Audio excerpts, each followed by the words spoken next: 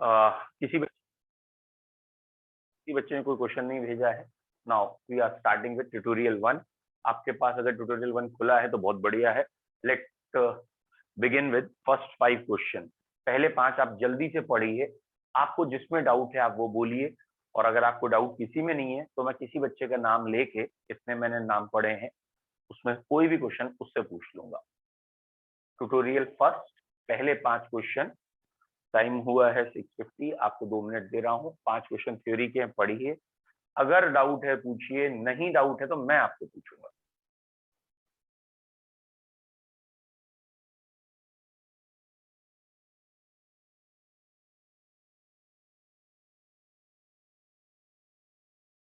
Okay.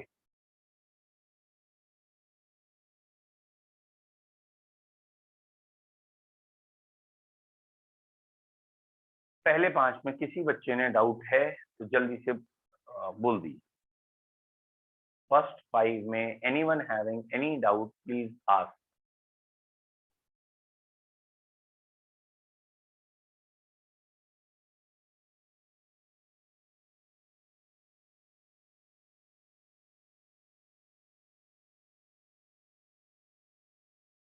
ठीक है।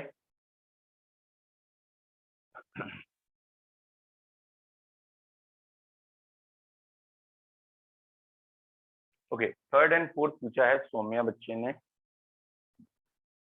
Third पूछा है सात्विक ने भी, और third fourth fifth Kartik and Aryan, इन लोगों ने भी पूछे हैं। चलिए, फर्स्ट और सेकंड का किसी को डाउट नहीं था, ठीक है, तो फर्स्ट और सेकंड में नहीं है, थर्ड से स्टार्ट करते हैं हम। बेटा थर्ड फोर्थ फिफ्थ कई बच्चों ने पूछ लिया है, ठीक है। वेदई एंड दिस मिस्टर यादव या अंशु यादव जो भी है प्रथम। तो third fourth fifth, fourth important है क्योंकि एनसीईआरटी का क्वेश्चन है, बोर्ड में आ भी चुका है। ओके, थर्ड से स्टार्ट करते हैं। थर्ड है, suggest the most important type of intermolecular interaction in the following player. ठीक है, इंटरमोलिकुलर इंटरेक्शंस देखने हैं, कुछ पेयर्स दे रखे हैं उसमें।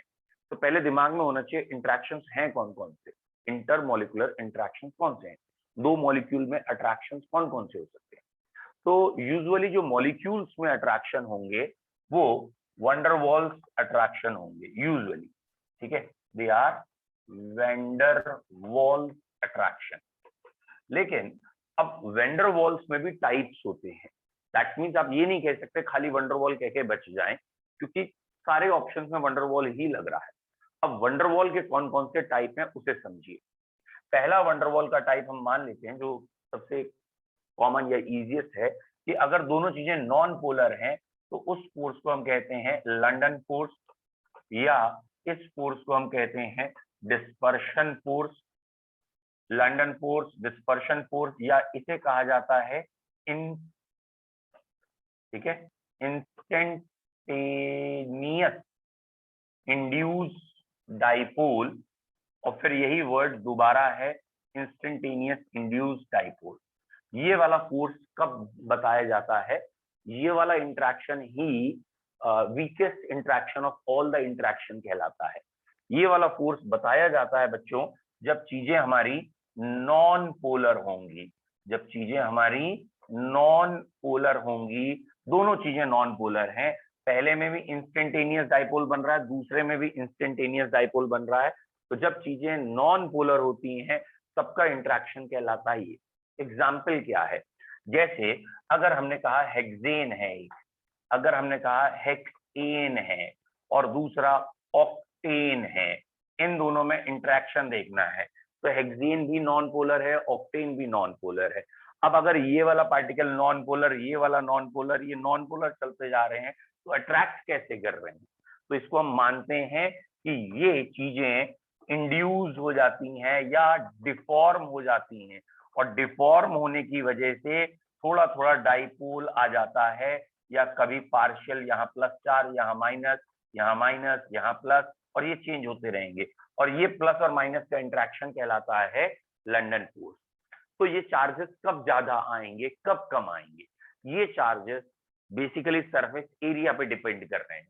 जितना एरिया ज्यादा होगा उतनी जल्दी डिफॉर्म हो जाएंगे, उतने चार्जेस ज्यादा आएंगे। तो ये वाला type of van der Waals force depend करता है मोलर मास पे, और अगर दो चीजों का मोलर मास सेम हो तो आप कहेंगे सरफेस एरिया पे। यानी अगर मैंने पेंटेन कहा है तो पेंटेन की 3 वैरायटी हो सकती हैं। पेंटेन में नॉर्मल पेंटेन हो सकता है, आइसो हो सकता है, neo. Normal pentane straight chain होता है, आइसो में ब्रांच आती है, नियो में और ब्रांच आती है। तो ब्रांचिंग से सरफेस एरिया कम हो गया, तो ये वाला वंडरवॉल फोर्स कम हो जाएगा। तो वंडरवॉल फोर्स का सबसे इंपॉर्टेंट टाइप है हमारा नॉन पोलर में, जब दोनों चीजें नॉन पोलर इंटरेक्ट कर रही हो, एक CO2 है, दूसरा CCl4 है, ये नॉन पोलर है।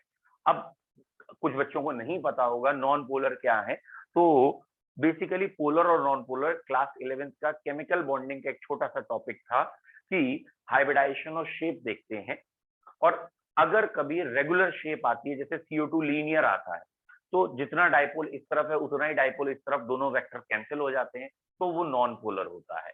फिर भी अगर किसी बच्चे को पोलर और नॉन पोलर में दिक्कत है तो एक क्लास में आपको 11th की ये वाली करा दूंगा, that is chemical bonding. Chemical bonding देखो बैकबोन है केमिस्ट्री के 3-4 चैप्टर, जिसमें रेडॉक्स है, केमिकल बॉन्डिंग है, स्टोशियोमेट्री है, जिसमें मोल कॉन्सेप्ट है चैप्टर 1। ये अगर 11th के 4-5 चैप्टर और ऑर्गेनिक का GOC, तो अगर ये 4-5 चैप्टर आपके तैयार होते हैं, तो जैसे अभी हम चैप्टर पढ़ रहे हैं सोल्यूशन, फिर भी वहां के कंसेप्ट यहाँ लग रहे हैं, तो वो 4-5 चैप्टर पूरी केमिस्ट्री में घूमते हैं, तो इसलिए वो आपको सही करने या उनमें कमांड होनी जरूरी है। तो पहला आ गया लंडन फोर्स या डिस्पर्शन फोर्स क्या है। ठीक है बेटा, मैं आपको बता दूंगा। लंडन फोर्स और डिस्पर्शन फोर्स तब होता है जब दो मॉलिक्यूल दोनों के दोनों ही नॉन पोलर हों।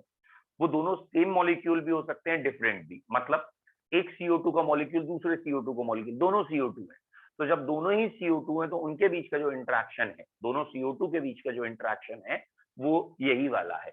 एक मीथेन है, दूसरा भी मीथेन है, दिस वन। दोनों अलग चीजों के भी हो सकते हैं, एक मीथेन हो सकता है, एक CO2 हो सकता है, या व्हाटएवर, दो डिफरेंट हो सकते हैं, तो उनका अट्रैक्शन ये है। ये अट्रैक्शन किस पे डिपेंड करता है? सरफेस एरिया पे डिपेंड करता है, मोलर मास पे डिपेंड करता है। जितना इंटरेक्शन ज्यादा होगा ऑब्वियसली फोर्स ऑफ अट्रैक्शन ज्यादा होगा, बॉइलिंग पॉइंट ज्यादा होगा। तो वंडरवॉल में सबसे पहला है नॉन पोलर और नॉन पोलर जब चीजें इंटरेक्ट करेंगी तो इंटरेक्शन का नाम होगा डिस्पर्शन या लंडन फोर्स। दूसरे टाइप का इंटरेक्शन कौन सा होता है बेटा? सेकेंड टाइप का इंटरेक्शन है कि दो चीजें हैं हमारे पास, उसमें एक पोलर है और एक नॉन पोलर है। मतलब CO2 आपको भी मैंने बताया नॉन पोलर है, O2 नॉन पोलर है, लेकिन पानी में घुलती हैं। पानी में CO2 भी होती है, O2 भी होती है। पानी के अंदर एक्वेटिक स्पीशीज जिंदा क्यों है? क्योंकि पानी के अंदर ऑक्सीजन गैस है, तो ऑक्सीजन गैस डिसॉल्व है वहां। तो वाटर और ऑक्सीजन में कौन सा इंटरेक्शन है?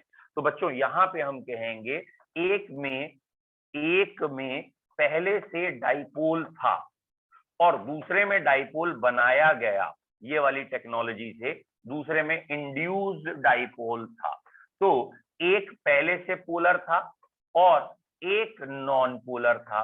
तो एक पोलर और एक नॉन पोलर जब होगा तो जो इंटरेक्शन होगा वो कहलाएगा that is dipole induced dipole. तो यहाँ पे पानी एक पोलर हो गया और पानी के अंदर जो दूसरी चीज हुई दैट इज O2 CO2 ये हो गया।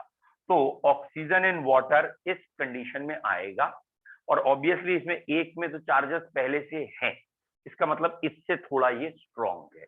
ये वाला दैट इज लंडन फोर्स जिसे कह रहे थे वीकेस्ट था, इसके बाद ये इससे थोड़ा सा स्ट्रॉन्ग है।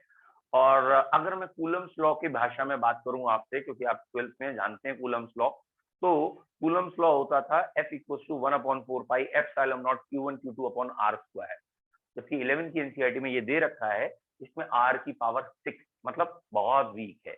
मतलब पार्टिकल्स में वहां R² होता था, दोनों के बीच की डिस्टेंस के स्क्वायर के इनवर्सली होता है फोर्स, इसमें R की पावर 6 के इनवर्सली है। और ये NCERT 11th states of matter chapter 5 first lecture में दे रखा है एनसीईआरटी में, और वैल्यूज दे रखी हैं R की पावर 6 कब है, 3 कब है, 2 कब है। ठीक है, वो अभी आ जाएगा। फिलहाल ये आईआईटी ने 2-3 साल पहले पूछ लिया था कि कब R की पावर 6 है, कब R की पावर 4। ठीक है, तो ये आया आपका डाइपोल इंड्यूस्ड डाइपोल। एक चीज पोलर होगी, एक चीज नॉन पोलर होगी, तो डाइपोल इंड्यूस्ड डाइपोल। अब हम बात कर रहे हैं दोनों चीजें हमारी पोलर है। जब दोनों चीजें हमारी पोलर हैं तो पहले में भी डाइपोल मौजूद है, दूसरे में भी डाइपोल मौजूद है। डाई मतलब दो, पोल मतलब चार्जेस, एक तरफ प्लस है एक तरफ माइनस है। डाइपोल डाइपोल अट्रैक्शन, इसका नाम है कीजम फोर्स। फिलहाल नाम पे अभी नहीं जा रहे। डाइपोल डाइपोल इंट्रैक्शन जो है ये पिछले से भी स्ट्रॉन्ग है। क्यों? क्योंकि इसमें चार्जेस पहले से हैं। जैसे अगर वाटर के अंदर हम कोई भी पोलर चीज घोल रहे हैं, ठीक है, पोलर चीज मतलब जिसमें चार्जेस पहले से हैं, तो जैसे HCl है, HCl में एक नेगेटिव चार्ज एक पॉजिटिव चार्ज है, और HCl को पानी में डाला गया है, HCl को पानी में घोल रहे हैं, तो ये एक डाइपोल है, ये एक कोवलेंट कंपाउंड है, इसमें डाइपोल है, और यहाँ पे भी आयंस थे तो ये भी एक डाइपोल है। तो ये डाइपोल और डाइपोल आपस में अट्रैक्ट कर रहे हैं, तो ये वाला अट्रैक्शन कहलाता है डाइपोल डाइपोल अट्रैक्शन। ये पीछे से भी ज्यादा स्ट्रॉन्ग है। तो पहला हमारा जो था दैट इज दोनों में इंड्यूस डाइपोल किया तो थोड़ी थोड़ी देर के लिए बनते थे instantaneous induce dipole, instantaneous induce dipole. तो दोनों चीजों में इंस्टेंटेनियस थे।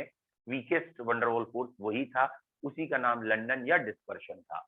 दूसरा फिर हमने पढ़ा that is dipole induce dipole, और तीसरा आपने पढ़ा डाइपोल डाइपोल इंटरेक्शन। ठीक है, अब हम चौथे की बात करते हैं। ये बेटा एक्चुअली ना मैंने लिख दिया था प्लस, बेटा ये प्लस नहीं होता एग्जैक्ट चार्जेस। यहाँ HCl is a covalent compound, तो पार्शियल चार्जेस होते हैं, 100% प्लस नहीं होता। अभी अगला आ रहा है, अभी दो और हैं।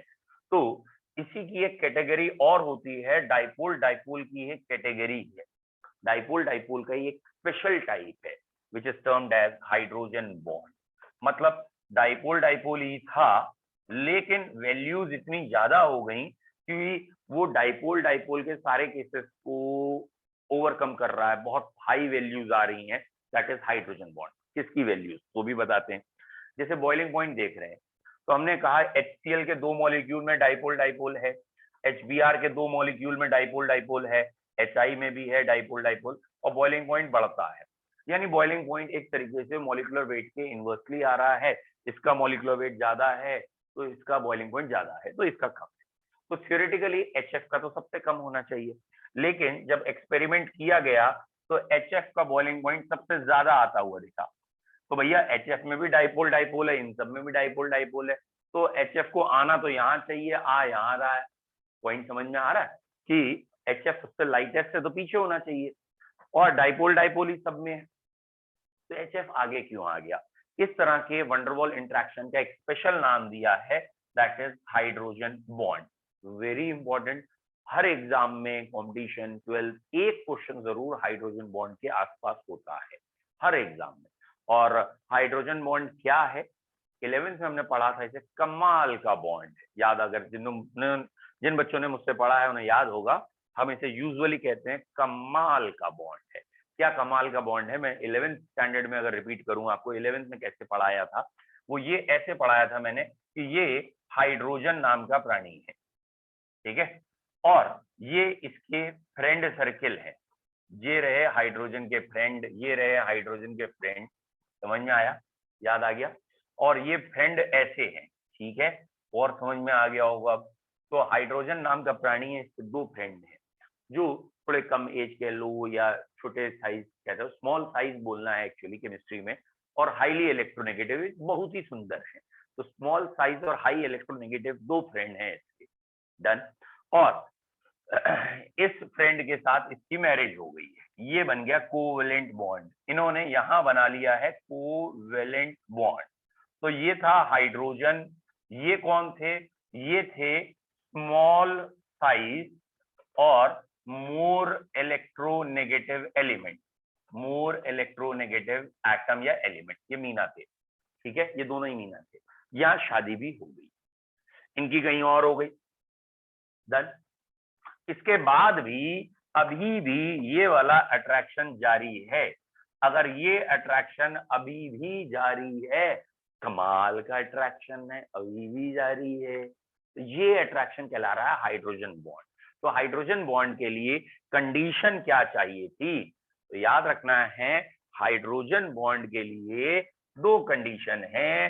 पहली कंडीशन है हाइड्रोजन बॉन्ड के लिए hydrogen must come in between two more electronegative atom of small size. Hydrogen कहाँ होना चाहिए? In between two more electronegative atom of small size. और अगर आपको याद आ गया हो, इसको हम कहते हैं, ये बॉन्ड बनाता कौन है? ये सारे बॉन्ड बनाता है फोन। फोन फोन कौन सा फोन? FON वाला फोन, फ्लोरीन ऑक्सीजन नाइट्रोजन। तो हाइड्रोजन बॉन्ड 3 ही बनाएंगे, फ्लोरीन ऑक्सीजन नाइट्रोजन। कौन नहीं बनाएगा? क्लोरीन नहीं बनाएगा। फिर क्वेश्चन था नाइट्रोजन और क्लोरीन की इलेक्ट्रोनेगेटिविटी बराबर है, ये हाइड्रोजन बॉन्ड नहीं बनाता है।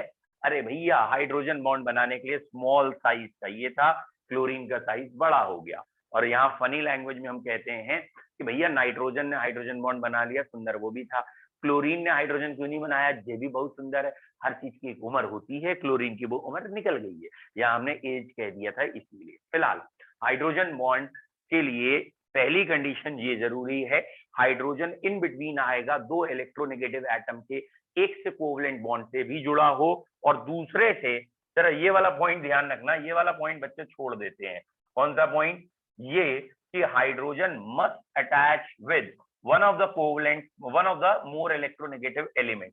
एक एलिमेंट से कोवलेंट बॉन्ड से जुड़ा होना चाहिए।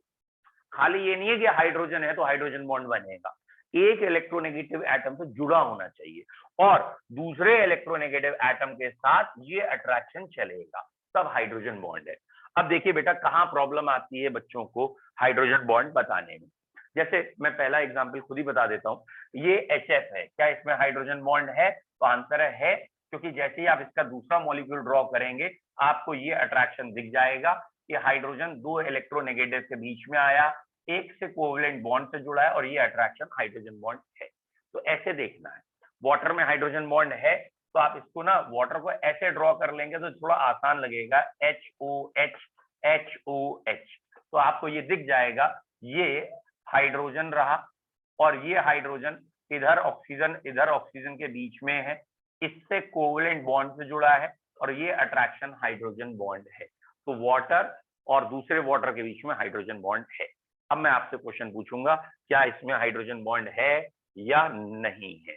ठीक है, पहला क्वेश्चन है आपके लिए कि ये मैंने कंपाउंड बनाया है CH3OH3 के बाद OCH3, इसे हम ईथर कहते हैं केमिस्ट्री में।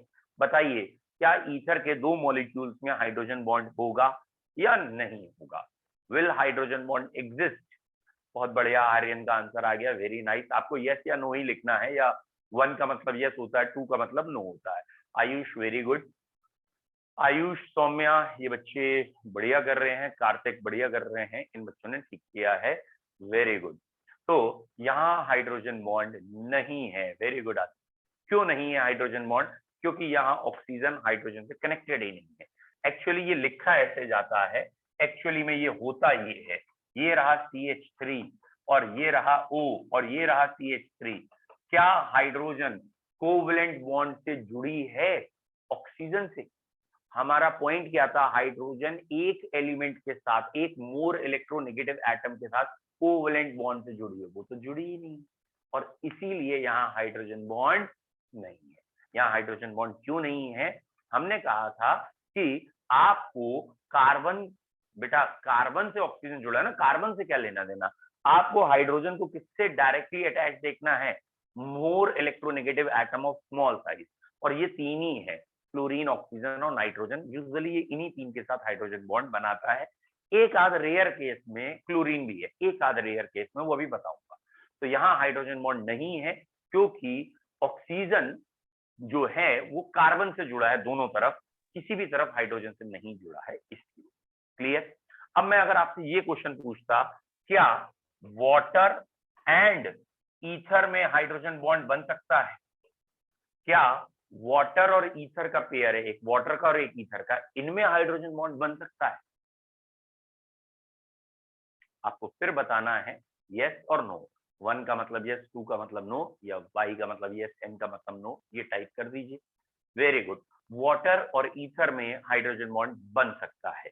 रीजन, ये वाली कंडीशन यहां पूरी हो गई वाटर, ये कंडीशन यहां हो गई वाटर में, और ये वाली कंडीशन यहाँ पूरी हो गई ईथर में, क्योंकि अब ये बॉन्ड आ चुका है, अब खाली इंटरेक्शन के लिए O चाहिए, वो यहाँ है।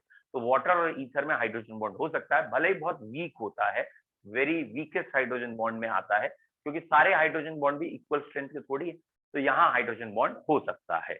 नाउ द नेक्स्ट क्वेश्चन, बताइए बेटा, एक कंपाउंड है, वेल नोन कंपाउंड कीटोन, जिसे हम ऐसे लिखते हैं CH3COCH3। क्या कीटोन्स, दो कीटोन के मॉलिक्यूल में हाइड्रोजन बॉन्ड होगा? यस और नो, वन और टू, जो भी चाहो, बार बार ना पूछना पड़े। बताइए क्या आएगा? क्या कीटोन्स, मैंने जैसे एसीटोन बनाया है, will it have hydrogen bond और not? Very good Aryan, very good Satvik. अब बच्चों को समझ में आ गया है इसमें हाइड्रोजन बॉन्ड नहीं है। सारे बच्चों ने आंसर यही दिया है जो अभी तक मेरे स्क्रीन पे फ्लैश हुए हैं, नो नो नो नो। तो सभी ने कहा है कि कीटोन में हाइड्रोजन बॉन्ड नहीं बनेगा, क्योंकि यहाँ जो ऑक्सीजन है वो हाइड्रोजन से नहीं जुड़ी है। तो यहाँ हाइड्रोजन बॉन्ड इसलिए नहीं है क्योंकि ये पेयर है और O और H में बॉन्ड नहीं। Done, very good. अगला क्वेश्चन, ये मैंने इसी का एक आइसोमर होता है, कीटोन का ही आइसोमर एल्डिहाइड। तो आइसोमर होने के लिए कार्बन बराबर होने चाहिए, तो मैंने कार्बन बराबर बना दिए हैं। Now the question is aldehyde, क्या यहाँ हाइड्रोजन बॉन्ड है? यस और नो? बताइए बेटा, क्या यहाँ हाइड्रोजन बॉन्ड है? कार्तिक का आंसर आया है, एक का ही आया है, सात्विक का। कार्तिक, कार्तिक एंड सात्विक, गुड। अरुषि बेटा आप गलत हैं, बस तीन ही बच्चे आंसर देंगे। वेदई बेटा आप गलत हैं, आयुष करेक्ट, अंशिका गलत हैं, बाकी लोग ओके। संजना गलत हैं, आर्यन पांडे गलत हैं, आर्यन पांडे सही है, सॉरी, ठीक है, वेरी नाइस। हाँ अब आदित्य आप ठीक हैं, एंड अंशु बेटा आप गलत हैं। यहाँ हाइड्रोजन बॉन्ड नहीं है। यहाँ हाइड्रोजन बॉन्ड क्यों नहीं है? द रीजन इज दिस, कि इसका जब आप स्ट्रक्चर ड्रॉ करेंगे तो आप इसका स्ट्रक्चर ये बनाएंगे, चेक इट। क्या आपको इस स्ट्रक्चर में ऑक्सीजन और हाइड्रोजन जुड़े हुए दिख रहे हैं? यहाँ भी ऑक्सीजन और हाइड्रोजन नहीं जुड़े हैं। यहाँ पे भी ध्यान से देखिए, आपको हाइड्रोजन दिखा जरूर था ऑक्सीजन के पड़ोस में बैठा हुआ, लेकिन जब स्ट्रक्चर बनाया तो क्या ऑक्सीजन और हाइड्रोजन आसपास हैं? तो मतलब कोवलेंट बॉन्ड से जुड़े हैं, कोवलेंट बॉन्ड से नहीं जुड़े। हाइड्रोजन इधर है, ऑक्सीजन इधर है, यहाँ भी हाइड्रोजन बॉन्ड नहीं है। ठीक है, नेक्स्ट क्वेश्चन, क्या ये मैंने बना दिया है CH3CN, ठीक है, या पहले मुझे क्वेश्चन पूछना चाहिए था आपसे CH3CH2OH, अल्कोहल एक जैसे चल रहे हैं उसमें, क्या अल्कोहल में हाइड्रोजन बॉन्ड है?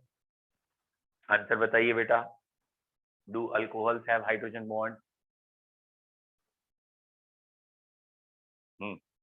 बहुत बढ़िया, अब आप समझ चुके हैं अल्कोहल्स में हाइड्रोजन बॉन्ड है, और अधिकतर बच्चों ने आंसर दे दिया है क्योंकि ये यूनिट आ गई है। एक तरफ ये यूनिट है, दूसरी तरफ वो होगा ही होगा, इसलिए alcohols have hydrogen bond. Now थोड़ा थोड़ा क्वेश्चन और लेवल बढ़ा के पूछते हैं, क्या इसमें है उसमें है। ये एक कंपाउंड होता है जिसमें ऑक्सीजन है और इसका नाम है केमिस्ट्री में एस्टर, ठीक है। क्या एस्टर में हाइड्रोजन बॉन्ड है? तो क्योंकि इतने क्वेश्चन हो चुके हैं तो आई होप सो अब आपको समझ में आ गया हो ये एस्टर की यूनिट है। क्या एस्टर में आपको हाइड्रोजन बॉन्ड दिखेगा? नहीं दिखेगा, वेरी गुड। क्यों नहीं दिख रहा? क्योंकि ना तो इस O के पास H है, ना ही इस O के पास H है। हाइड्रोजन बॉन्ड आने के लिए OH या O से एक मोर इलेक्ट्रोनेगेटिव से H एक मोर इलेक्ट्रोनेगेटिव से जुड़ना चाहिए, यहाँ नहीं है। तो ये रहा अगला क्वेश्चन, CH3C या चलो CH3CH2NH2, क्या हाइड्रोजन बॉन्ड है? It is known as 1 degree amine, primary amine hydrogen bond है? ऑब्वियसली है, बिल्कुल सही बात है। क्यों है? क्योंकि nitrogen is more electronegative atom और नाइट्रोजन से हाइड्रोजन जुड़ा है, तो हाइड्रोजन बॉन्ड होगा ही होगा। तो यहाँ हाइड्रोजन बॉन्ड है, ठीक है, यहाँ पे हाइड्रोजन बॉन्ड है, this one has hydrogen bond and it is known as primary amine और 1 डिग्री अमीन। अब मैंने यहाँ पे कर दिया CH3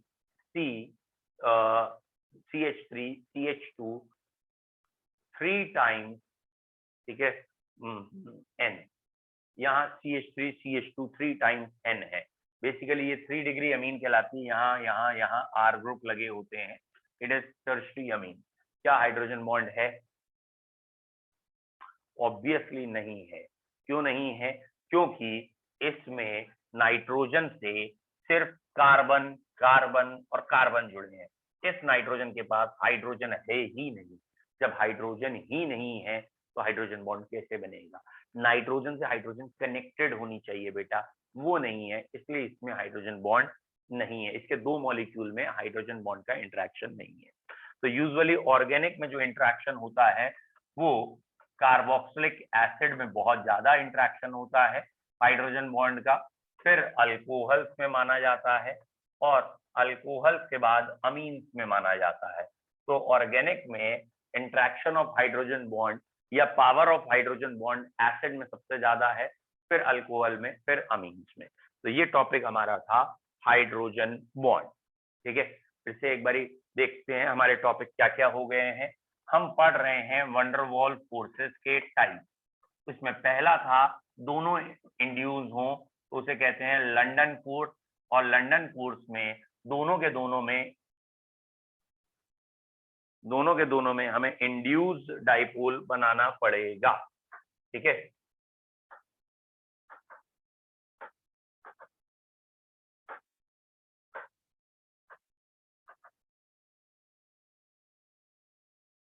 ओके, लंदन फोर्स में हमें दोनों के दोनों में इंड्यूस डाइपोल होगा, यानी ये force of interaction between non polar species होता है। जब दोनों नॉन पोलर हैं, और ये वाला force of attraction directly proportional to molecular weight and directly proportional to surface area होता है। सेकेंड हमने पढ़ा था, this one is London force के बाद डाइपोल इंड्यूस्ड डाइपोल, और इसमें एक पोलर है एक non polar, polar and non polar का इंटरेक्शन। जब दो अलग अलग चीजें होंगी तब ये आएगा। थर्ड हमने पढ़ा था, ठीक है, थर्ड हमने पढ़ा था डाइपोल इंटरेक्शन। ठीक है, ये कब होगा? बोथ पोलर एंड पोलर के बीच में। फोर्थ अब हमने इसके बाद देख लिया, that is hydrogen bond is more stronger than dipole. तो जब फ्लोरीन ऑक्सीजन नाइट्रोजन आएगा तो हाइड्रोजन बॉन्ड बनेगा। फिफ्थ, और ये कंडीशन के आगे भी कंडीशन थी, बता दी। फिफ्थ एंड लास्ट आप कह सकते हैं, इसका एक और टाइप हो सकता है which is ion dipole interaction. Ion dipole interaction भी एक तरह का वंडरवॉल फोर्स होता है। What is ion dipole interaction? जैसे आपने नमक को पानी में घोला, NaCl इन वाटर, तो NaCl वाटर में जाने के बाद Na आयन अलग हो जाता है, Cl आयन अलग, Na के चारों ओर वाटर आ जाता है, that is due to hydration energy और डिग्री ऑफ हाइड्रेशन की वजह से। इसे स्ट्रॉन्ग एसिड स्ट्रॉन्ग बेस में हाइड्रोलिसिस नहीं कहते हैं। हाइड्रोलिसिस बेटा तब कहते हैं जब दोनों में से एक पार्टनर वीक हो सॉल्ट्स में। फिलहाल ये आयन्स अलग हो गए, ये वाटर से इंटरेक्ट कर रहे हैं। आयन और वाटर का जो इंटरेक्शन है वो आयन डाइपोल इंटरेक्शन है। तो ये sodium ion chloride ion in water है, यानी एक आयन और एक डाइपोल होगा, तो जो इंटरेक्शन होगा that is ion dipole interaction. तो ये 5 तरह के वंडरवॉल फोर्स के टाइप हो सकते हैं। कोई बच्चा हो सकता कहे क्या आयन इंटरेक्शन भी आएगा? दैट इज Na और Cl का जो इंटरेक्शन है, Na आयन और Cl आयन का इंटरेक्शन है, ये आयन इंटरेक्शन है।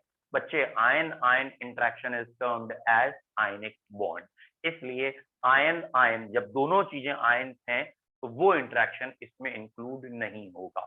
इसमें वही चीज इंक्लूड होगी जिसमें कम से कम एक स्पीशीज में परफेक्ट चार्जेस ना हो। परफेक्ट मतलब इस आयन में ये परफेक्ट 1 चार्ज है और यहाँ पार्शियल चार्जेस हैं, तो कम से कम दोनों में से एक में परफेक्ट चार्ज नहीं होना चाहिए, पार्शियल चार्ज होना चाहिए तब।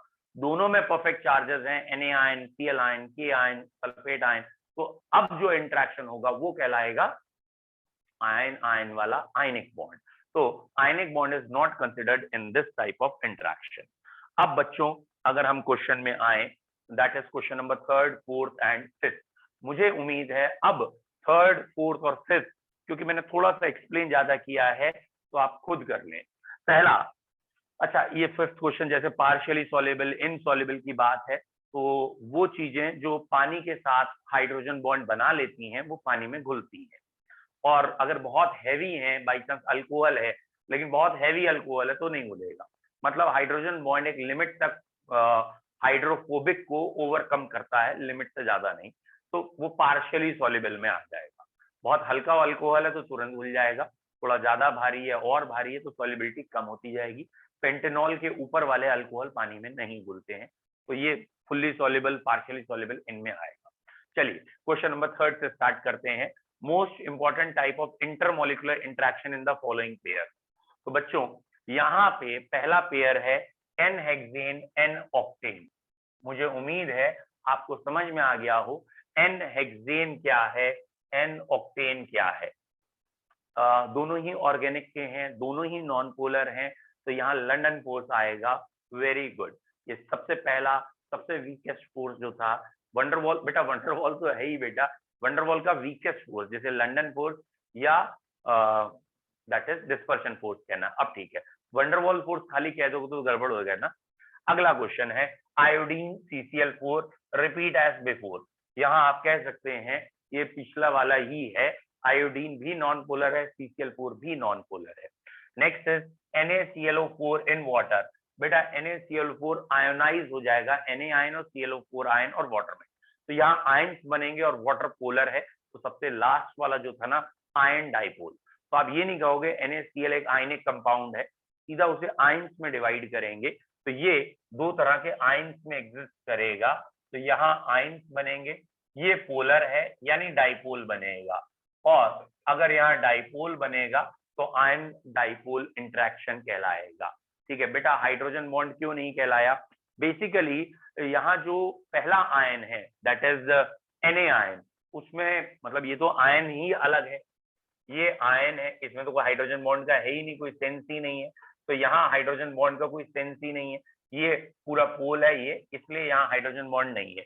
अब ये मत कहना ClO4 के किसी एक O से हम करें, तो हम ओवरऑल यूनिट्स देखते हैं, तो बेसिकली यहाँ हाइड्रोजन बॉन्ड ClO4 और वाटर में आप थोड़ा सा मान सकते हैं, बट ब्रॉडली अगर एक बड़े व्यू में कहा जाए तो ये आयन पूरा पूरा आयन है और वाटर के साथ इंटरेक्ट कर रहा है, तो जब भी कोई पूरा का पूरा आयन हो और दूसरा वाटर हो तो ion dipole interaction is better.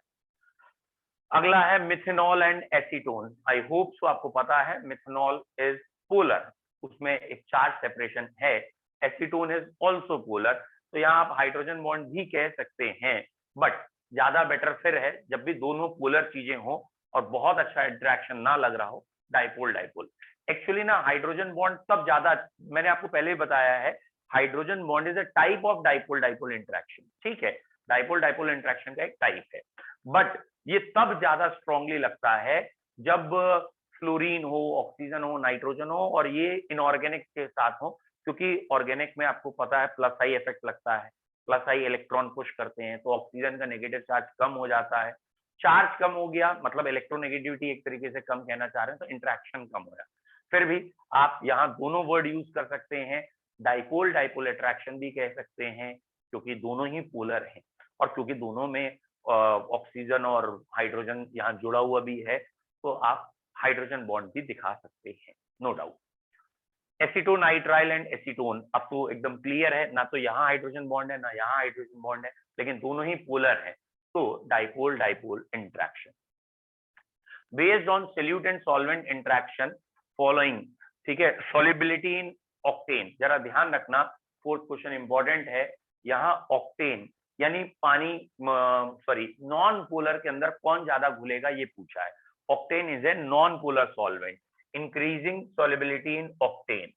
तो आपको यहाँ बेसिकली पता क्या देखना है, जितना नॉन पोलर होगा उतनी जल्दी नॉन पोलर में घुल जाएगा। लाइक डिसॉल्व लाइक, गधे गधों से दोस्ती करते हैं, इंटेलिजेंट इंटेलिजेंट के पास, स्पोर्ट्समैन स्पोर्ट्समैन के साथ दोस्ती होती है, पढ़ाकू पढ़ाकू, समवॉट लाइक दिस। तो पॉइंट क्या है, नॉन पोलर में घुलेंगे। तो यहाँ सॉल्वेंट नॉन पोलर है, जितना नॉन पोलर होगा वो घुल जाएगा, और जितना पोलर होता जाएगा वो दूर होता जाएगा, और हाइड्रोजन बॉन्ड होगा और दूर हो जाएगा। तो बिल्कुल सही कहा, 100% नॉन पोलर ये है, 100% पोलर ये है। दैट मीन्स अगर 1 2 3 4 में गए तो सबसे ज्यादा सॉल्युबल ये होगा, सबसे कम ये होगा। और जब भी ऑब्जेक्टिव में क्वेश्चन आएगा तो हम ऐसे देखेंगे कि लीस्ट सॉल्युबल इज फोर्थ, मतलब KClO4, and most soluble is this. अब बीच के दोनों को मैनिपुलेट करना है, एंड ऑब्वियसली यहाँ पोलैरिटी ज्यादा है क्योंकि ऑक्सीजन है, यहाँ नाइट्रोजन है तो पोलैरिटी कम है। तो सबसे ज्यादा पोलर KCl, KCl के बाद ऑक्सीजन वाला, फिर नाइट्रोजन वाला, फिर ये। और अगर आपसे इंक्रीजिंग ऑर्डर में कहा है तो आपका इंक्रीजिंग ऑर्डर ये होगा, KCl, KCl से ज्यादा अल्कोहल, अल्कोहल से ज्यादा साइनाइड, और साइनाइड से ज्यादा साइक्लोहेक्सेन। तो ये आपका ऑर्डर यहाँ आएगा। आई होप सो इस क्वेश्चन में किसी बच्चे को डाउट ना हो। Is it clear? बताएं बेटा। Very good. Next question number 5, among the following compound identify which are insoluble partially soluble in water। कौन से बिल्कुल ना घुलेंगे, कौन से थोड़े बहुत घुल जाएंगे, कौन से बहुत ही कम घुलेंगे या बहुत ज्यादा घुलेंगे। तो पहला है फिनॉल। बेटा फिनॉल वाटर के साथ हाइड्रोजन बॉन्ड बना सकता है, इसलिए फिनॉल वाटर में घुल सकता है, बट फिनॉल एक ऑर्गेनिक है और बहुत हैवी मॉलिक्यूल है, तो आप पार्शियली सॉल्युबल वर्ड यूज करेंगे तो बहुत अच्छा रहेगा। ऑब्वियसली टोलिन इनसॉल्युबल यूज करें तो बेस्ट है। क्यों? क्योंकि टोलिन में क्या है आपको याद होगा, ठीक है, टोलिन में क्या है, प्योर नॉन पोलर है, और वाटर क्या है, प्योर पोलर है। तो एकदम उल्टे इंटरेक्शन है, एक एकदम नॉन पोलर, एकदम पोलर। तो लाइक डिसॉल्व लाइक में कहीं नहीं आ रहा, इसलिए नहीं आएगा।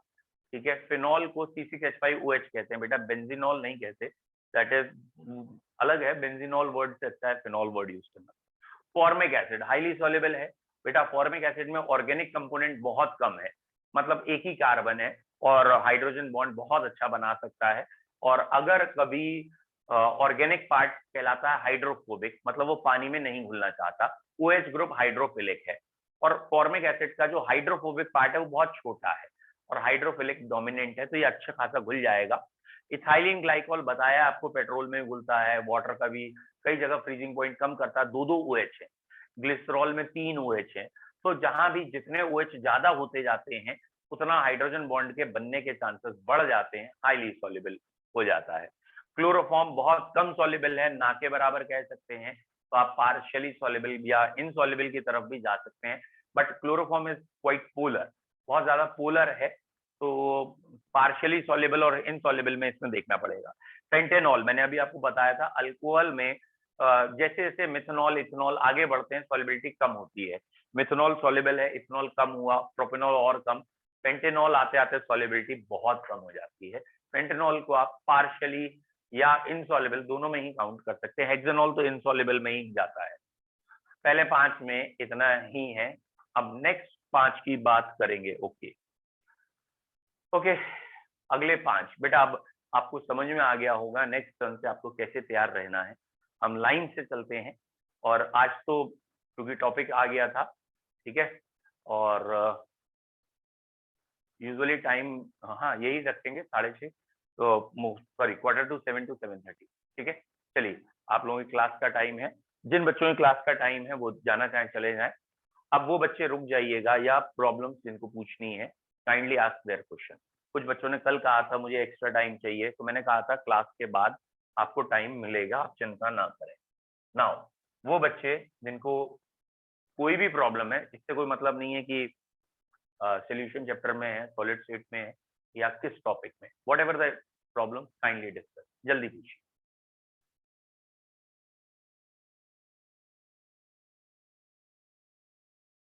एक बच्चे ने पूछा है मोलैरिटी में लीटर वाला प्रॉब्लम, बेटा थोड़ा डिस्कस, मतलब थोड़ा सा क्वेश्चन, और क्वेश्चन या तो भेज दीजिए या थोड़ा सा क्वेश्चन में आगे पूछिए, क्या पूछना चाह रहे हैं। मोलैरिटी में लीटर वाला प्रॉब्लम। सर मैं ये कह रहा था कि जैसे कि वो तो 1 लीटर के लिए होता है ना सर, तो जैसे 4.5 लीटर के लिए आ गया, 3 लीटर के आ गया, उसमें दिक्कत आ जाती है इसे करने में। अच्छा बेटा, एक कॉमन सेंस की बात कर रहे हो, पर यूनिट की बात हो रही है यहाँ पे। मोलैरिटी का मतलब होता है मोल्स इन 1 लीटर सोल्यूशन, ठीक है। एक बच्चे ने, अरुषि जैन ने कोई क्वेश्चन भेजा है यस्टरडे। बेटा आप उस क्वेश्चन को एक बार फिर भेजो, ठीक है। एक मिनट मैं देख लेता हूँ। मोलैरिटी ना, एक सेकंड रुकना है। अरुषि बेटा आप फिर से भेजिए क्वेश्चन, क्योंकि वो आगे पीछे चला गया होगा। अच्छा अरुषि बेटा, आपने जो क्वेश्चन भेजा था वो तो कल क्लास में हो गया है, एक बार आप चेक करिए। 0.6 ml of acetic acid having density 1.6 dissolve in 1 liter, ठीक है। तो 0.6 ml acetic acid dissolved in 1 liter, ठीक है। मैं दोबारा लिख दे रहा हूँ बोर्ड पे, और इसकी डेंसिटी है 1.06, 0.6 ml डेंसिटी इतना है 1.06। The depression in freezing point was observed by 0.025, ठीक है। डिप्रेशन इन फ्रीजिंग पॉइंट 0.0205, और यहाँ की डेंसिटी गिवन है 1.06 ग्राम पर ml। और इसके बाद क्वेश्चन में क्या कहा गया है, calculate want of factor, dissociation constant, दो चीजें पूछी हैं। बेटा वीडियो तो पॉज होगी, क्योंकि मैंने वीडियो की जगह ये ऑन किया हुआ था ना व्हाट्सएप, तो इसलिए। अब देखिए वीडियो आ गई। ये इन्होंने क्वेश्चन भेजा था, और यहाँ पूछा क्या था, वांट ऑफ फैक्टर पूछा है और शायद डिसोसिएशन कांस्टेंट पूछा है, दो चीजें पूछी है। बेटा अरुषि आपका क्वेश्चन आपको समझ में अगर आ गया हो अच्छी बात है, मैं एक बार फिर पूरा क्वेश्चन बता देता हूँ फिर भी। बेटा क्वेश्चन क्या है यहाँ पे, डिप्रेशन इन फ्रीजिंग पॉइंट का अगर क्वेश्चन है तो delta T F is equal to I into K F into molarity. हमारे पास एक ही फार्मूला है, ये लगाना है। भैया आई क्यों लगेगा, एसिटिक एसिड एक इलेक्ट्रोलाइट है, पानी में जाके ये डिसोशिएट होगा एसीटेट आयन और एच आयन, तो अगर ये आयंस में टूटेगा तो आई लगेगा, एबनॉर्मल क्वालिटेटिव। अब सबसे पहली पॉइंट है मोलैलिटी कैसे आएगी। मोलैलिटी होता है moles of solute in 1 kg solvent. Water की डेंसिटी तो 1 होती है, तो ये 1 लीटर 1 kg की तरह काम करेगा, ये वाटर का 1 kg की तरह काम करेगा।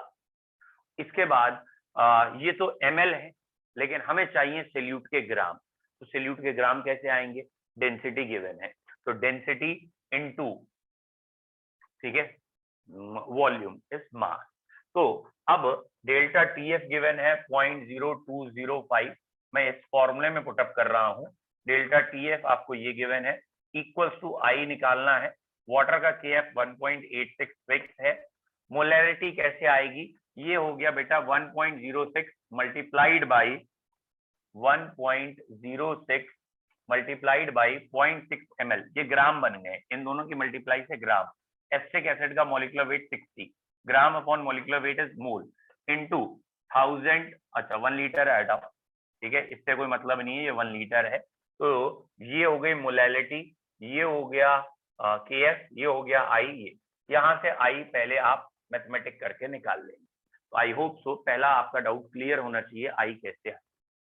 Now the second doubt, second है इसमें के या डिसोसिएशन कांस्टेंट, वैसे वो भी मैंने कल क्लास में थोड़ा सा हिंट दिया था लास्ट क्वेश्चन में। तो आई आने के बाद आप अल्फा निकालेंगे, तो alpha equals to I minus 1 upon N minus 1, N की वैल्यू यहाँ 2 है, तो बेटा बेसिकली आई माइनस 1 ही बचा, क्योंकि 2 माइनस 1 1 हो जाए। तो जो भी ऊपर से आई आएगा वो यहाँ आप पुटअप करेंगे, और उसमें से 1 माइनस करके आपका अल्फा आ जाएगा, 1.01 1.02 इतना ही आएगा, बहुत ज्यादा नहीं आएगा। और अल्फा आने के बाद कल हमने एक फॉर्मूला डिराइव किया था या बताया था, C alpha square upon 1 minus alpha. Book वाले नीचे वाला अल्फा भी रखते हैं, लेकिन हमें मालूम है अगर नीचे वाला अल्फा 0.05 0.04 ऐसा आएगा तो नहीं रखेंगे, और कई बार हम 0.08 और 9 आता तब भी नहीं रखते। हाँ 0.1 जब आता है तो जरूर रखते हैं नीचे वाला अल्फा, नहीं तो नहीं रखते। 10% जिसे कहते हैं। तो ये तरीका था। बेटा आरुषि क्लियर है तो 1 टाइप करो, नहीं क्लियर है तो आगे बढ़ो। ठीक है, सात्विक ने सॉल्व करके बता दिया है, 1.0103 था, तो ऑब्वियसली नहीं करेंगे।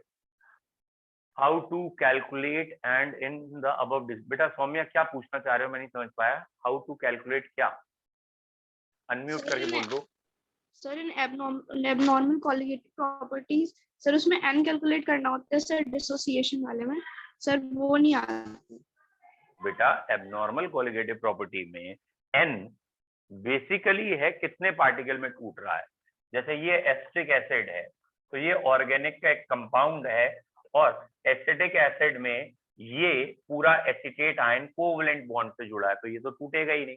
तो अब टूटेगा कौन, एच आयन अलग होगा, तो एक और एक 2 यूनिट में टूट रहा है, इसलिए यहाँ n की वैल्यू 2 है।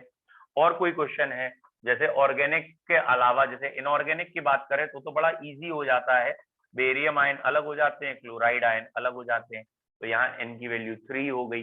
तो कितने पार्टिकल्स बाद में है वहां से n बताते हैं। क्लियर है, गुड। बेटा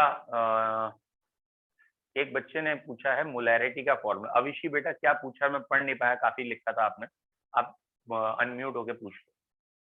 सर जो मोलैरिटी का फॉर्मूला है जिसमें हम डेंसिटी भी यूज करते हैं, डायरेक्ट फॉर्मूला जो मोलैरिटी का है सर उसका डेरिवेशन।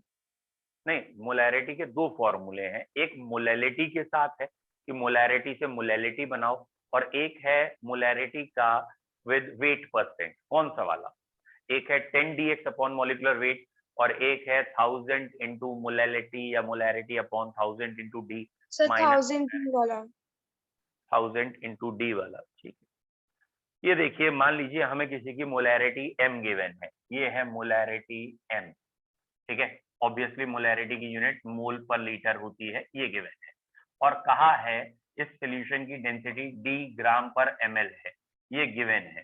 और जो सॉल्यूट है इसमें वो कोई सॉल्यूट, उसका molar mass m into m मैंने कह दिया, ये molar mass of solute given है, और कहा मोलैलिटी बताइए, ये मोलैलिटी बतानी है। तो हम क्वेश्चन कैसे करते हैं या रिलेशन डिराइव कैसे करते हैं।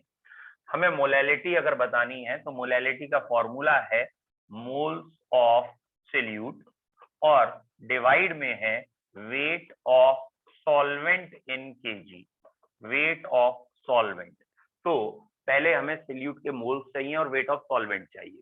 अब हमारे पास है क्या क्या, गिवन क्या क्या है बेटा, हमारे पास मोलैरिटी गिवन है जिसकी यूनिट ये लिखी थी, इसकी फुल फॉर्म थी कि इतने मोल सॉल्यूट के प्रेजेंट हैं 1 लीटर सॉल्यूशन में।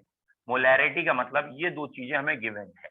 तो पहला पॉइंट आ गया, जो कैपिटल M वर्ड होगा, जो कि 5 7 कुछ भी हो नंबर होगा, वो जो कैपिटल M है उतने ही मोल्स है, मतलब यहाँ पे कैपिटल M पुट अप होना है। अब हमें क्या चाहिए, हमें चाहिए वेट ऑफ सॉल्वेंट, ये है सॉल्वेंट, इसका वेट चाहिए डिवाइड में, लेकिन हमारे पास दुर्भाग्य से है क्या, हमारे पास सॉल्वेंट की जगह पूरा सॉल्यूशन है, और हमारे पास केजी की जगह वॉल्यूम है, तो हमें इसको कन्वर्ट करना है इस भाषा में। तो पहले हमारे पास जो सॉल्यूशन है उसका मास निकालेंगे। तो मास ऑफ सॉल्यूशन कैसे आता है, मास ऑफ सॉल्यूशन हो सकता है volume of solution into density of solution. Volume कितना है सॉल्यूशन का, भैया यहाँ मोलैरिटी में 1 लीटर था तो 1000 ml लिख लिया, क्योंकि डेंसिटी ग्राम पर ml में होती है, जिससे ml कट जाए, तो मास ऑफ सॉल्यूशन निकल के आता है 1000 इंटू डेंसिटी, ये आ गया मास ऑफ सॉल्यूशन। लेकिन हमें मास ऑफ सॉल्यूशन नहीं रखना, हमें मास ऑफ सॉल्वेंट रखना है, यानी सॉल्यूशन में से सॉल्यूट को माइनस करना है। तो अब हमें जो चाहिए वो चीज चाहिए मास ऑफ सॉल्यूट, ठीक है। अब हम मास ऑफ सॉल्यूट निकालना चाहते हैं। मास ऑफ सॉल्यूट कैसे आएगा, मास ऑफ सॉल्यूट कैसे आएगा, अगर मेरे को मोल्स ऑफ सोल्यूट पता है और सोल्यूट का मॉलिक्यूलर वेट भी पता है, तो सोल्यूट का मॉलिक्यूलर वेट मैंने mm लिया था और मोल्स m थे, तो ये दोनों की मल्टीप्लाई मास ऑफ सोल्यूट आएगा। 1 मोल में मॉलिक्यूलर वेट के बराबर मास होते हैं, तो कैपिटल M मोल्स में कितने मास हो गया, तो ये मल्टीप्लाई, ये है मास ऑफ सॉल्यूशन, ये है मास ऑफ सोल्यूट, तो इन दोनों का डिफरेंस आ गया मास ऑफ सॉल्वेंट, जो यहां रखा जाएगा। लेकिन वो केजी में रखना है तो केजी का 1000 ऊपर आ जाएगा। तो अब आपको अगर समझ में आया हो कि मोलैलिटी अगर निकालनी है तो ये तो आ गया ऊपर मोल्स ऑफ सोल्यूट, ये आ गया 1000 इंटू डी, ये आ गया मास ऑफ सोल्यूशन, ये था मोल्स ऑफ सोल्यूट। और अब हमें सोल्यूशन में से सॉल्वेंट सोल्यूट के मास अलग करने हैं, तो molarity multiplied by molecular weight of solute, और ये आ गया आपका मास ऑफ सोल्यूट। और जब आपने इसको इसमें से माइनस किया तो ये पूरा टर्म जो निकल के आया नीचे वाला, यहां से लेके यहां तक का ये टर्म जो आया, ये मास ऑफ सॉल्वेंट आ गया है, ठीक है। और इस मास ऑफ सॉल्वेंट को केजी में चेंज करने के लिए 1000 से डिवाइड किया, वो ऊपर चला गया, ठीक है। अब इसे इन केजी लिख दिया, तो ये रिलेशन बन गया मोलैरिटी और मोलैलिटी।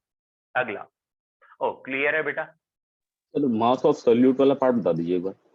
बेटा सोल्यूट का मास का बेसिकली मतलब क्या है कि जैसे NaCl का क्वेश्चन है और हमारे पास NaCl के 5 मोल्स हैं, यानी मोलैरिटी 5 है, तो NaCl की मोलैरिटी 5 थी, तो इसकी फुल फॉर्म तुमने लिखी 5 moles of NaCl present in 1 litre solution.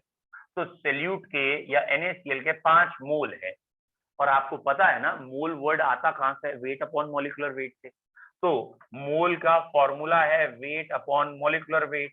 तो यहाँ NaCl के 5 मोल हैं और NaCl का वेट भी पता है, molecular weight I mean to say, तो NaCl का कितना वजन है ये पता लग गया।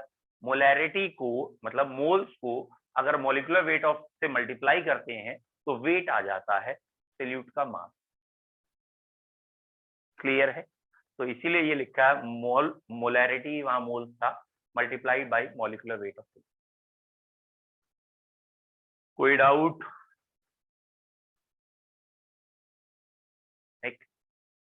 सर वो मेरा सर वाला इसका बता दीजिए सर। कॉन्टेक्स्ट वाला भी बता दीजिए। एक जना बेटा, पहले सात्विक क्या बोला आपने? सात्विक सर वो जो आपने बताया नहीं था, जैसे कि लीटर अलग अलग टाइप में दे रखा हो तो कैसे करेंगे वो बता दीजिए एक बार।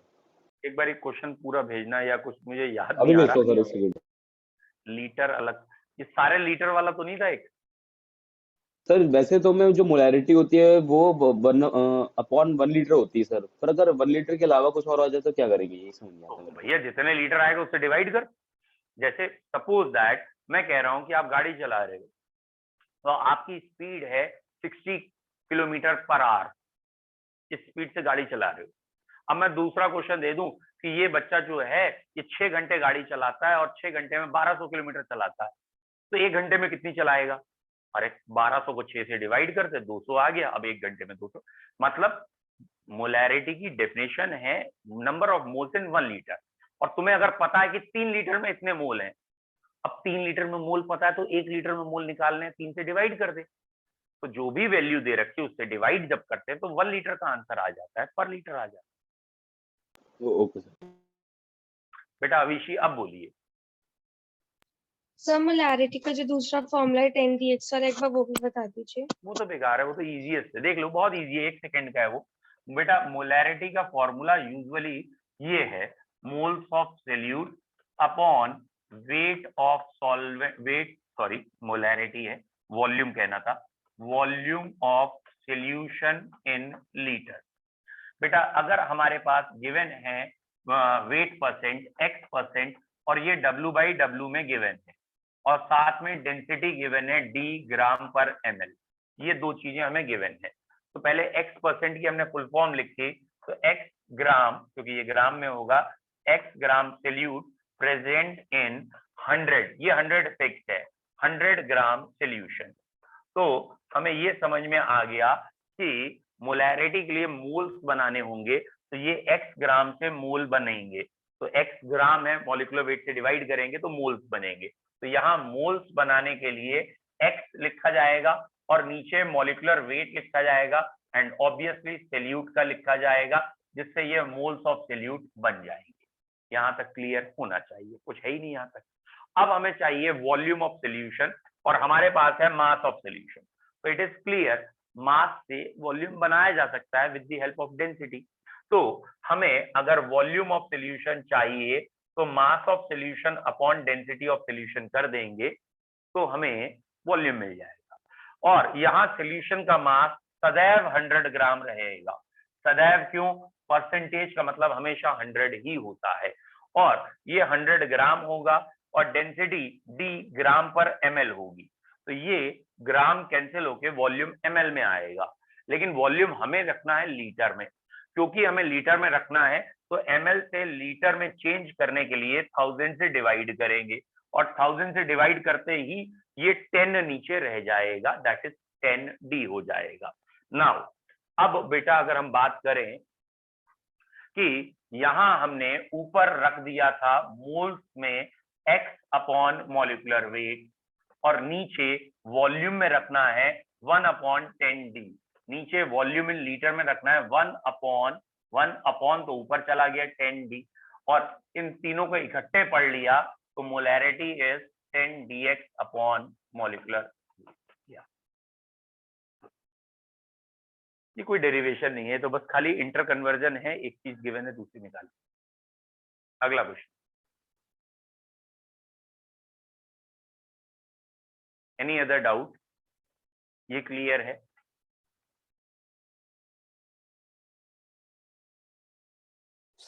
Sir what is colloidal gold solution? बेटा अभी कोलाइडल गोल्ड चलो तो बता देते हैं इसे। बेसिकली ये एक चैप्टर आगे है सरफेस केमिस्ट्री, उसमें आएगा कि सॉल्यूशंस जो होते हैं ना वो 3 तरह के होते हैं, ट्रू, कोलॉइडल एंड सस्पेंशन। तो कोलॉइडल गोल्ड जिसे अगर SnCl2 और SnCl4 की प्रेजेंस हो तो एक स्पेशल नाम भी दिया जाता है। तो गोल्ड के एक फाइन पार्टिकल्स होंगे और उनका साइज 10 की पावर -5 to -7 यानी 10 से लेके 1000 आर्मस्ट्रॉन्ग के बीच में होगा। तो जब गोल्ड के पार्टिकल का साइज इतना छोटा हो जाएगा then it is known as colloidal gold. और अगर SnCl2 Cl4 की प्रेजेंस में होता है colloidal gold then it is also known as purple of Cassius. ठीक है, तो इसका नाम है। फिलहाल ये it depends on a particle size. Colloid एक साइज तो कहते हैं which is come in chapter number 5 surface chemistry। 1-2 chapter बाद आ जाएगा, इसके बाद इलेक्ट्रो है शायद, फिर काइनेटिक्स है, फिर आएगा। सर इसका आई Any कितना other doubt? होता है? हाँ बेटा। सर कोलॉइडल गोल्ड सॉल्यूशन का आई कितना कंसीडर करेंगे हम? कोलॉइडल हो या कुछ भी हो, बस यहाँ पे आप कह सकते हैं कोलॉइड अगर है तो ट्रू सॉल्यूशन के मुकाबले पार्टिकल जुड़ गए, दैट इज ट्रू सॉल्यूशन में पार्टिकल दूर थे, कोलॉइड जब हुए तो पार्टिकल जुड़ गए। तो आई हमें कंसीडर नहीं करते, बेसिकली ये एसोसिएशन का केस मान लेते हैं और हमें कहना होता है कि क्वालिटेटिव प्रॉपर्टीज कम हो गई as compare to true solution.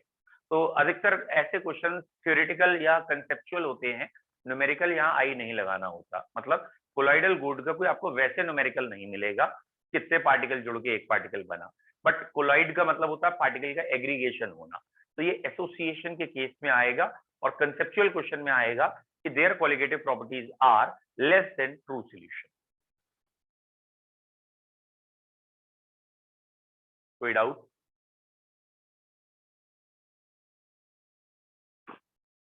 Vapour pressure curve for pure water. बेटा vapour pressure curve for pure water का कोई मुझे समझ नहीं आ रहा आप क्या कहना चाह रहे हैं।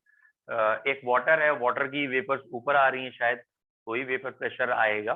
तो basically P equals to P0 into XA होता है और अगर ये प्योर वाटर ही है तो इसका तो फ्रैक्शन 1 ही हो गया, है ना। हाँ, तो यूजुअली जितने भी कर्व हैं एनसीईआरटी के 2.7 है या कोई हो वो ऐसे ही होंगे और क्या। ये तो ये बेसिकली जब इसमें कोई ना कोई चीज मिलाई जाएगी तब आए। देख लेता हूँ मैं वो भी, चलिए वो भी देख लेंगे। इतना रखते हैं क्योंकि अब मेरा 11th का भी बैच है आज। ठीक है, चलिए और भी डाउट्स इकट्ठे कीजिए, जब आपके Thank you, डाउट्स sir. होंगे नेक्स्ट टर्न पे। ओके बेटा।